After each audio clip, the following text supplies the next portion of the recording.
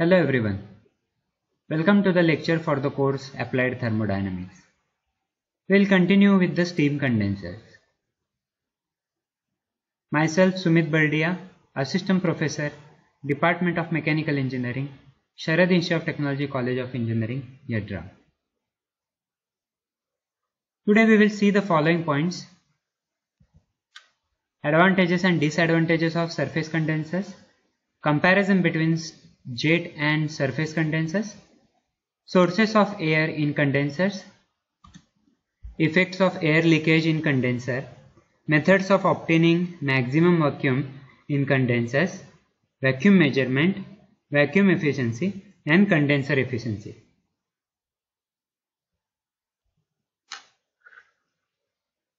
Now the advantages and disadvantages of surface condensers. Advantages. The first advantage is the surface condensers lowers the back pressure, that is around 7 to 8 kilopascal of steam at the turbine exit, and allows the expansion of steam through a higher pressure ratio. So that is the first advantage. Second is high vacuum efficiency. It has high vacuum efficiency and is thus suitable for large power plants. For large power plants, high vacuum efficiency is required. Third one, it gives a pure condensate which can be recirculated as feed water to the boiler. Saves the cost of fresh water. Since the condensate is reused, it saves the cost of fresh water to be circulated and the cost of its chemical treatment. It requires a low power output for the air extraction pump. Since the cooling water is in the direct contact of steam, low quality cooling water can be used in the condenser. The cooling of condensate can be controlled by regulating flow of the cooling water. So these are the advantages of surface condensers. Let's see the disadvantages. Now, large cooling water is required. Indirect cooling takes place in the condenser, and thus we require a large cooling water. Next is construction is complicated, requires higher installation cost. It requires a costly maintenance and skilled workers, and last, requires a large floor space. So that is the disadvantages of surface condensers. Now the comparison between the jet and surface condensers. Now on the left side jet condenser table is there, and on the right side surface condenser table is there. There are total 8 parameters that differentiate jet and surface condensers. In jet condenser, cooling water and steam are mixed up. In surface condensers, they are not mixed. In jet condenser, low manufacturing cost. Surface condenser requires higher manufacturing cost. Jet condenser, lower upkeep. Here higher upkeep required. Here requires small floor space. Here large floor space is required in surface condensers. In jet condenser, the condensate cannot be used as a feed water in the boiler unless the cooling water is free from impurities. But in case of surface condensers, condensate can be reused as feed water as it does not mix with the cooling water. More power is required in case of jet condensers for air pump. Here the less power is needed for air pump. Less power is required for water pumping in the jet condenser, and in case of surface condensers, more power is required for water pumping. In jet condenser, it requires a lesser quantity of cooling water. In surface condensers, large quantity of cooling water is required, as it consists of higher capacity condensers we are using in the surface condensers. The condensing plant is simple. Here the condensing plant is complicated. And the last one is less suitable for high capacity plants due to low vacuum efficiency. So as surface condenser having the higher vacuum efficiency, it is more suitable for higher capacity plants. Okay, so these are the differences between the jet and surface condenser. Now next slide is about the sources of air in condensers. The main sources of air found in condensers are given below here. First one, that is there is a leakage of air from atmosphere at the joints of the parts which are internally under a pressure less than that of atmosphere. The quantity of air that leaks in can be reduced to a great extent if design and making of the vacuum joints are undertaken carefully. Second is, air is also accompanied with steam from the boiler into which it enters dissolved in the feed water. The quantity of air depends upon the treatment which the feed water receives before it enters the boiler. However, the amount of air which enters through this source is very small, is relatively small. Okay. Now the third source is, in jet condensers, little quantity of air accompanies the injection water in which it is dissolved. Okay, so these are the sources. Now, in order to check whether the air leakage in the condenser, we need to follow certain procedure. That is, first, keep the plant running until the temperature and pressure are steady in the condenser. Second, the steam condenser be isolated by shutting off steam supply and simultaneously closing the condensate and air extraction pump. Now, in case there is a leakage, the reading of vacuum and thermometer will record a fall. Now, there are some methods are used to check the source of air leakage. First method is to put the condenser under air pressure and note its effect on soap water at the points where infiltration is likely to occur. Infiltration means leakage from windows, cracks or doors. The infiltration is taking place. Second method, put the peppermint oil on the suspected joint when the condenser is operating and make a check on the peppermint odor in the discharge of air ejector. So that is the second method to check the source of air leakage. Third, that is the large leakages in the steam condenser under vacuum can be detected by moving or passing candle flame over possible opening. So we can pass or moving the candle flame to detect the leakages in the steam condensers over the possible opening. Okay, so these are the sources of air and methods to check the sources of air leakage. Now, what are the effects of air leakage in the condenser?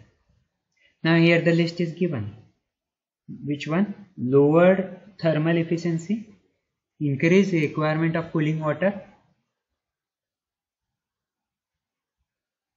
reduced heat transfer and corrosion. So these are the effects of air leakage.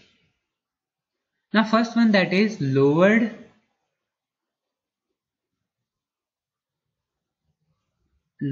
thermal efficiency. Where is the cursor? Yes, sir. Lowered thermal efficiency. The leaked air in the condenser results in increased back pressure on the prime mover, which means there is a loss of heat drop and thermal efficiency of steam power plant is lowered. Okay. Second, increased requirement of cooling water.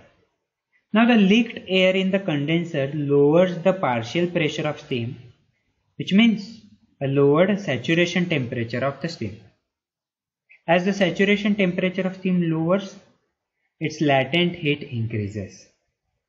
So it will require increased amount of cooling water for increased latent heat.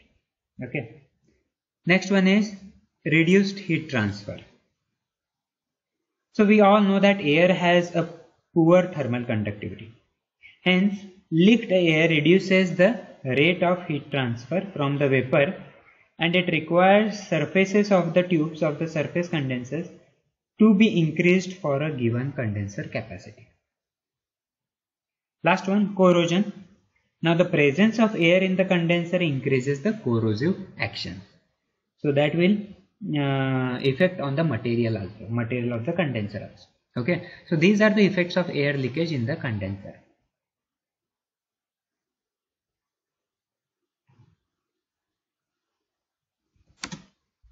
The next slide is about the methods for obtaining maximum vacuum in the condensers.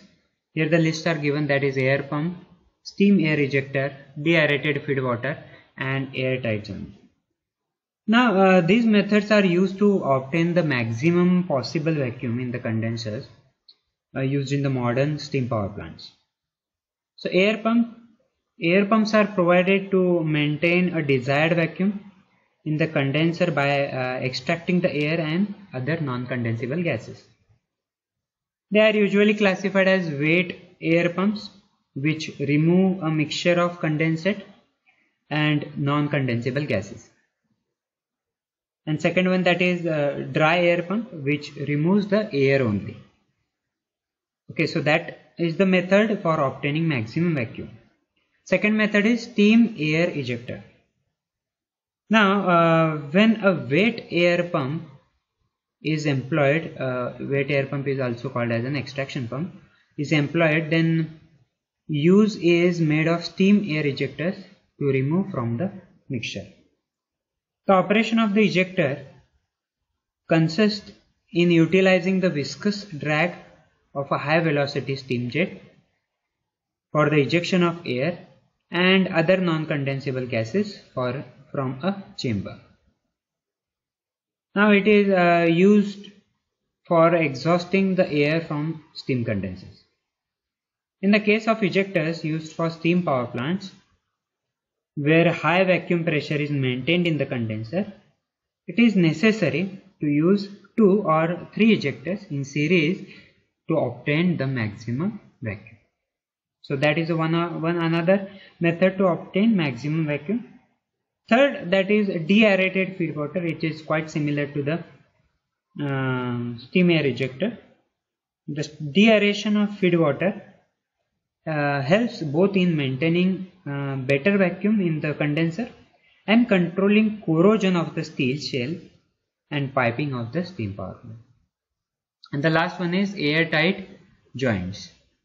Here I have written the various joints of the steam power plant are rendered airtight by suitable packing materials, like at the joints of the piping, and these are maintained such by the proper inspection from time to time. So that also required for obtaining the maximum vacuum in the condenser. So these are the 4 methods which we are going to use for maximum vacuum. Okay. Now the next slide is about the vacuum measurement. Now the term vacuum in case of condenser means pressure below atmospheric pressure. Okay, that is generally atmospheric pressure is around 1.01325 bar. So below that pressure is nothing but vacuum. It is generally expressed in mm of mercury. Mm of Hg we are using. Vacuum we are measuring in terms of. The vacuum is measured by means of a vacuum gauge. So here the figure is shown about the vacuum gauge. Here this is vacuum gauge which measures the vacuum in terms of mm of Hg. Now usually for calculation,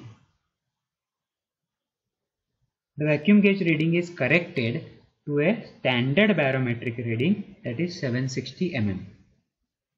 So how it is being calculated? Here it is written, corrected vacuum in mm of Hg is equal to 760 minus absolute pressure in mm of Hg. So absolute pressure is nothing but actual barometric height minus actual vacuum. So generally 760 mm of Hg is nothing but 1.01325 bar pressure. So 1 mm of Hg is nothing but 0.001333 bar. So that you need to remember while calculation of the vacuum. So according to that we are going to calculate the vacuum efficiency. Now what is vacuum efficiency? It is defined as the ratio of actual vacuum to the maximum obtainable vacuum. Now how we are going to calculate maximum obtainable vacuum? That is barometric pressure minus absolute pressure of steam. The latter vacuum is obtained when there is only steam and no air is present in the condenser. Okay. Now we need to take a note of it, that is in case of absolute pressure of steam, that is corresponding to the temperature of condensate being equal to the absolute pressure in the condenser, the efficiency would be 100%. Actually some quantity of air is also present in the condenser which may leak in by the entering steam. So the vacuum efficiency depends on the amount of air removed by the air pump from the condenser. Okay, so that is about the vacuum efficiency. Then we'll heading towards the condenser efficiency.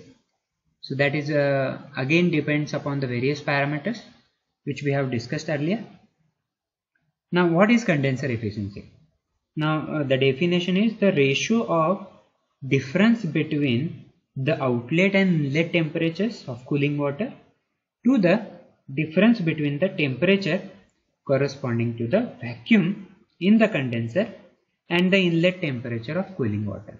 Now here the equation is shown, that is rise in temperature of cooling water divided by temperature corresponding to the vacuum in the condenser minus inlet temperature of cooling water. Again it can be rewritten as rise in temperature of cooling water to the temperature corresponding to the absolute pressure in the condenser minus inlet temperature of cooling water. Okay, so that is condenser efficiency. So we'll stop here. We'll continue with the same chapter in the next lecture. Thank you.